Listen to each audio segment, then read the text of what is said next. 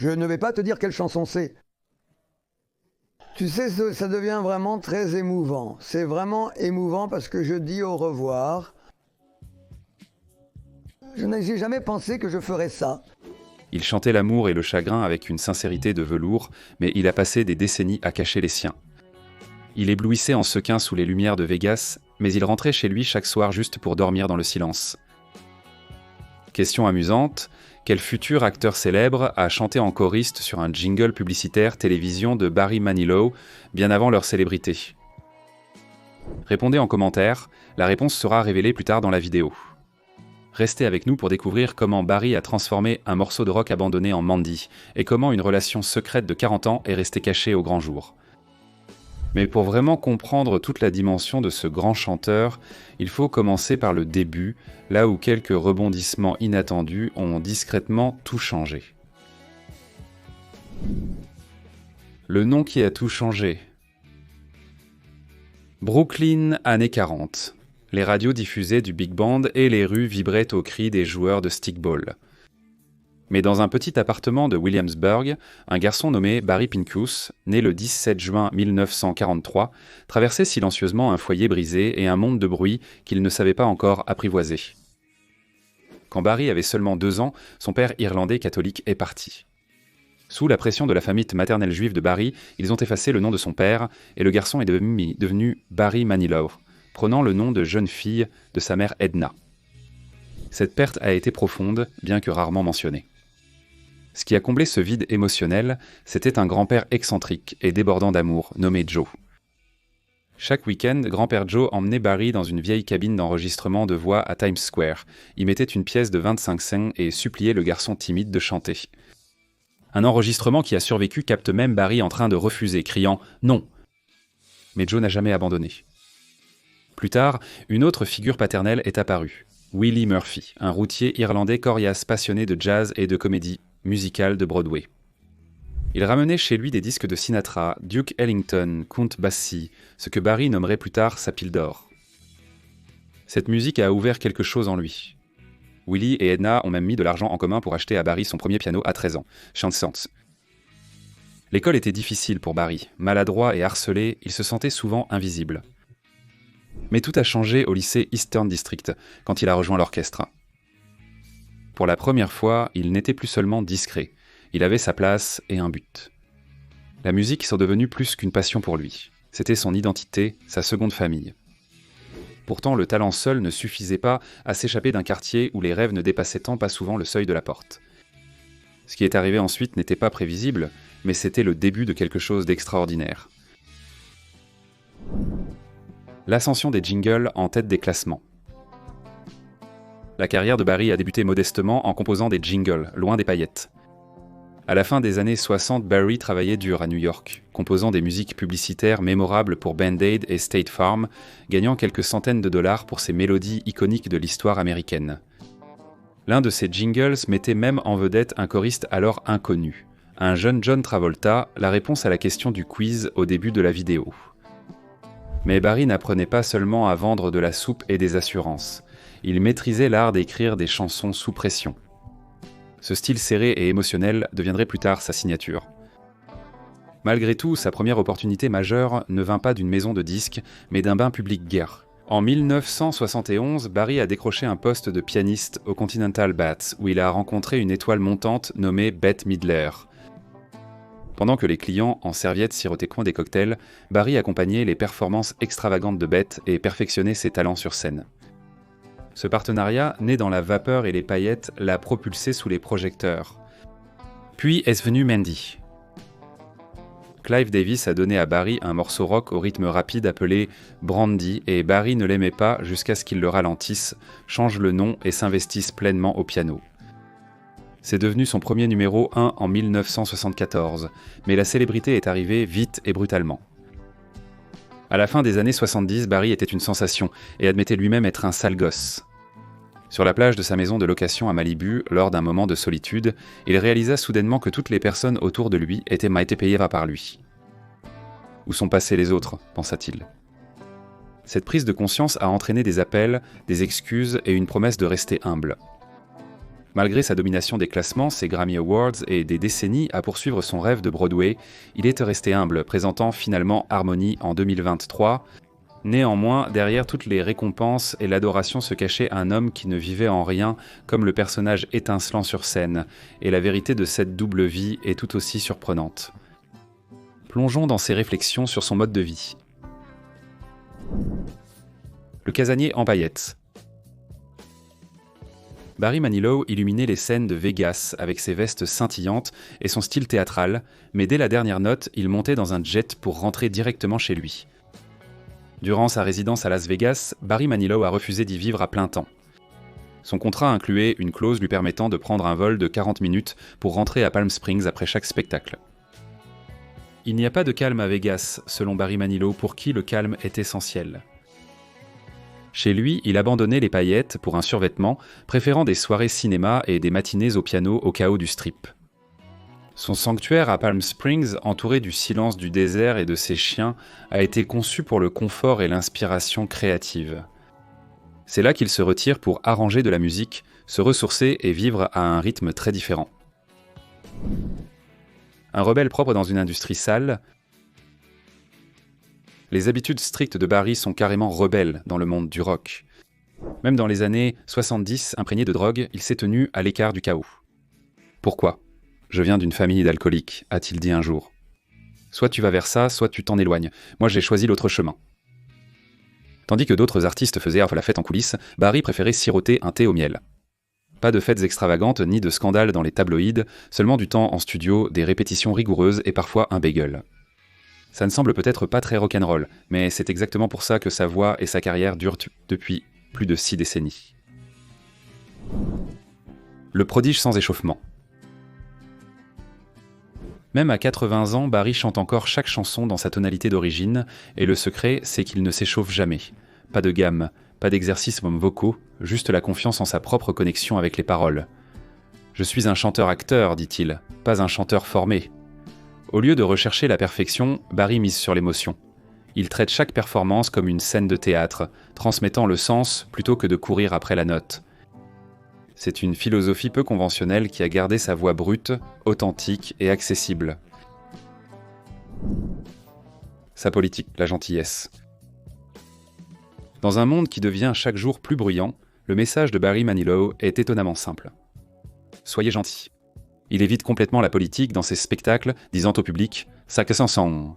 Restez gentils, c'est mieux ici qu'à l'extérieur. » Il a déjà plaisanté. « Fermons les portes et commandons une pizza, pente que de fatwala. » Et les gens ont adoré. Son optimisme n'est pas qu'une façade. Selon ses amis, il est très respectueux, écrit des lettres de remerciements manuscrites et porte constamment un carnet pour y noter des pensées positives. Cette bienveillance se reflète aussi dans son travail caritatif. Le Manilow Music Project, inspiré par ses propres difficultés d'enfance, met des instruments entre les mains d'enfants qui ne pourraient pas se les offrir autrement. Il a même lancé une promotion où les fans qui faisaient don d'un instrument à une école locale recevaient un morceau des billets de concert gratuits en retour, un modèle économique rare où tout le monde est gagnant. Les traits distinctifs et l'humour des individus. Les habitudes de Barry sont aussi charmantes que ses chansons. Bien qu'il ait arrêté de fumer il y a des décennies, il vapote maintenant, ce dont ses amis le taquinent, mais il s'en moque. Dans son jet privé, il demanderait apparemment 2 choses, un sac géant de Doritos au fromage nacho et un oreiller tout neuf encore dans son emballage plastique. Vous vous rappelez de cette révélation dans la maison de plage, quand la célébrité lui était montée à la tête ? Ce n'était pas la seule fois où Barry s'est recentré. Il est connu pour quitter des événements de l'industrie quand il ne sent pas les choses compteuses correctement. Selon l'humoriste Kathy Griffin, il a une fois quitté une fête pré-Grammy en plein milieu, sautant dans son jet et zappant toute la soirée car il n'aimait pas l'ambiance. La vie de Barry peut sembler extravagante de l'extérieur, mais ses choix quotidiens reflètent un homme qui a toujours su ce qui comptait vraiment pour lui, et ce qui ne comptait pas. Pourtant, même avec ses routines tranquilles et ses valeurs positives, certains des chapitres les plus émouvants et dramatiques de Barry ne se sont pas déroulés sur scène ou en studio, mais dans l'amour, l'amitié et les relations discrètes qui l'ont soutenu à travers tout cela. L'épouse parfaite et le mari secret. Barry Manilow a composé des chansons parmi les plus romantiques de la pop. Mais derrière les projecteurs, sa propre histoire d'amour a mis des décennies à se dévoiler complètement. En 1964, à 21 ans, Barry a épousé son amour de lycée, Susan Dixler. Selon elle, elle était l'épouse parfaite. Mais alors que sa carrière musicale commençait à tout lui demander, Barry a pris une décision déchirante. Il a quitté son mariage pour poursuivre sa vocation. Le regret était resté avec lui. Pendant des années, il a évité les relations profondes, transformant cette douleur persistante en chansons comme « Même maintenant » et « Sandra ». Puis est venu Gary Keefe. En 1978, alors que la célébrité de Barry explosait, Gary est discrètement entré dans sa vie, non seulement comme son manager, mais aussi comme son partenaire. Leur amour est resté privé pendant près de 40 ans, caché aux yeux du public par crainte de décevoir les fans. Barry a plus tard avoué « Je craignais de les décevoir ». Mais lorsqu'il a finalement fait son coming out en 2017, la réaction a été un soutien écrasant. La réponse a été magnifique, a-t-il dit, visiblement ému. Il s'était en fait marié en secret en 2014. Gary n'était pas le seul pilier de Barry. Ses relations avec ses collaborateurs de longue date, comme son parolier Bruce Sussman, co-créateur de Harmony, et sa première supportrice Bette Midler, ont formé une famille céto-créative durant des décennies. Et grâce à Gary, Barry est devenu beau-père, puis aujourd'hui un grand-père fier, un rôle qu'il chérit, s'inspirant de l'influence bienveillante de son propre beau-père. L'histoire de Barry n'est pas seulement faite de projecteurs et de paillettes. C'est une histoire de loyauté profonde et durable, d'amour discret et de la force des relations construites loin des regards du public. Mais derrière chaque chanson d'amour et chaque amitié fidèle, il y a aussi les affaires, les catalogues, les droits d'auteur, les batailles juridiques et les choix stratégiques qui ont fait de Barry non seulement une icône, mais aussi un empire. L'argent, la musique et le procès à $1 million. Le parcours financier de Barry Manilow reflète son parcours musical, construit sur la constance, la créativité et quelques décisions qui ont fait la une. En 2025, sa fortune est estimée à $100 millions. Sa richesse provient d'une carrière aux multiples facettes. Au début, il a composé des jingles emblématiques comme celui de State Farm, comme un bon voisin, gagnant un modeste $500 par morceau. Ces compositions accrocheuses ont jeté les bases de son succès ultérieur. Au fil des décennies, Barry a vendu plus de 85 millions de disques dans le monde entier et a maintenu une résidence lucrative à Las Vegas, contribuant de manière significative à ses revenus. En 2020, Barry a vendu l'intégralité de son catalogue musical, comprenant 917 chansons, à Hypnosis Songs Fund pour $7,5 millions, avec des bonus potentiels totalisant $1,5 million supplémentaires. Cependant, des différends ont surgi concernant ces bonus, entraînant des batailles juridiques. Barry a intenté un procès, alléguant que Hypnosis avait violé leur contrat et lui devait $1,5 million de dommages-intérêts, les accusant de représentation frauduleuse et négligente. Une cour de Londres a statué que le procès concernant les paiements de bonus de $1,5 million ne pouvait pas se poursuivre au Royaume-Uni, permettant à Barry de poursuivre l'affaire aux États-Unis. Malgré ces défis, la perspicacité financière de Barry et son attrait durable ont solidifié son statut d'icône de l'industrie musicale. Ses décisions stratégiques et sa musique intemporelle continuent de toucher les publics du monde entier.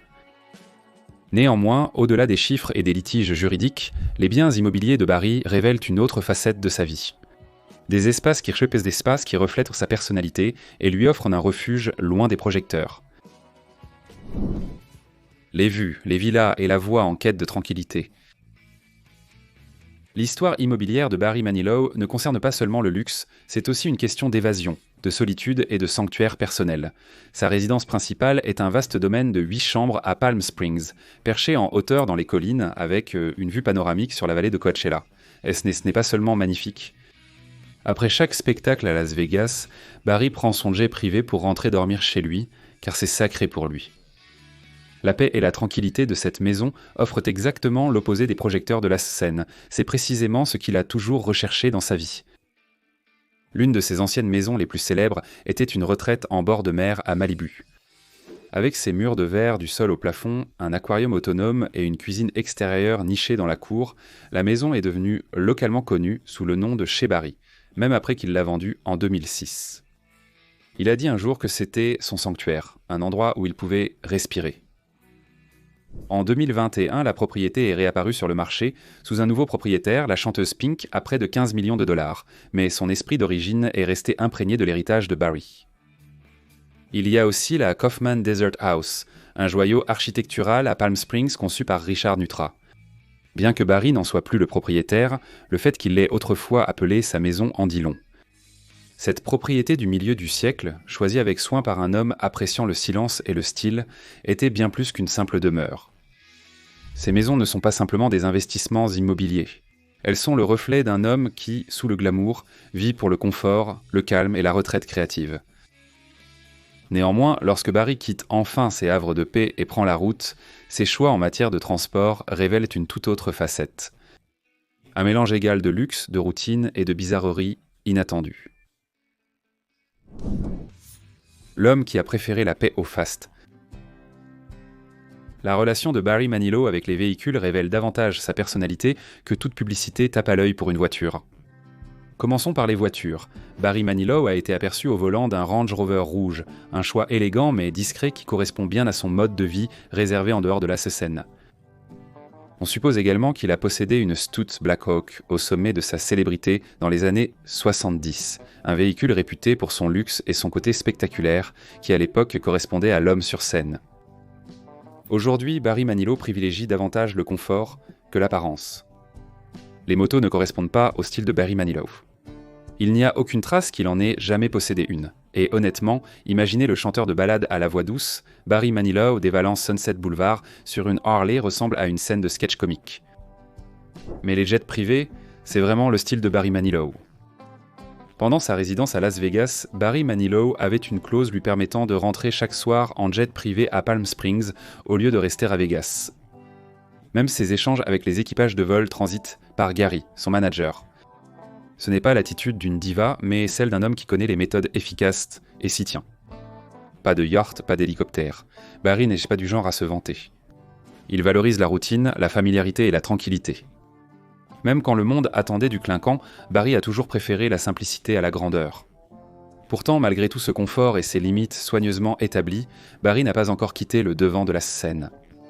En fait, ce qu'il fait maintenant est peut-être le chapitre le plus sincère et le plus marquant de toute son histoire. Le rappelle dans ses propres mots.